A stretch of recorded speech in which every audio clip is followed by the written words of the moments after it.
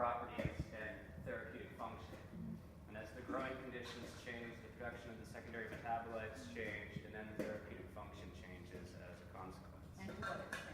Yeah, and part of that is reflected in the macroscopic features of the root and also the flavor and aroma of the medicinal material.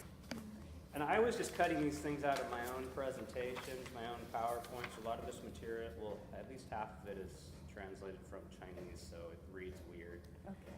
So what you're saying is that is ideal, what's in the book, and that's what we are getting because maybe people high demand and like not quick enough growing, or? Well, that's part of it. Like, so this is likely grown for a single year, and the material should probably be grown for 2 or 3, depending upon the growing region.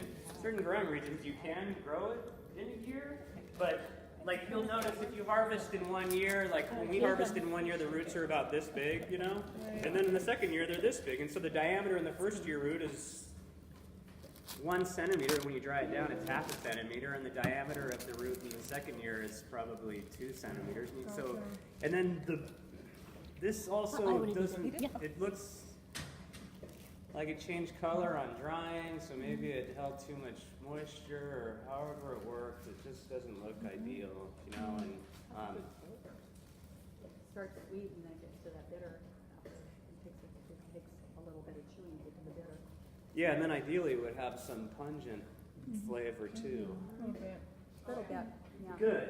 And so that's kind of what we want to clue into. So we have these, you know, we're using all of our senses, and we can look at the material and we can see certain features of that material, and we can make predictions upon what happened to that material before it got to this point. You know, it was like, well, it probably grew for a year. I'm not that happy about possibly the growing conditions, or just the fact that the secondary metabolites in it are going to be different in the first year than the second year. As it reaches the second year, usually with like a chromatogram, if you look at like a first year medicinal, it has a few huge peaks and then not much else. And then as it moves into like the second or third year, there's huge peaks, decay into more complex patterns.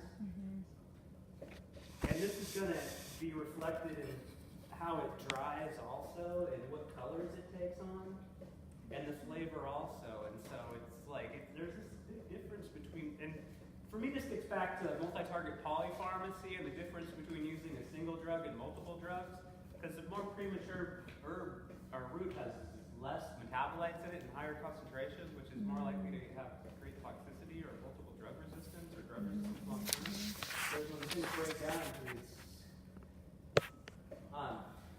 you know, and it's like, it'll be the same constituent, but then the sugar falls off, and then it's a smaller peak, you know, and, you know, and then at some point another methyl group falls off or something, and then something else falls off. And so they're all very similar, but now they're not identical as time passes. This is one of the ways of reducing drug resistance. And we think of drug resistance in terms of like one monotherapy, but anything you take long term will create a type of resistance. And you notice if you take herbs for 6 months or something, or the same herbs, you take it, and in the first 2 days you take it, you're like, oh my God, it's like the best thing that ever happened to me.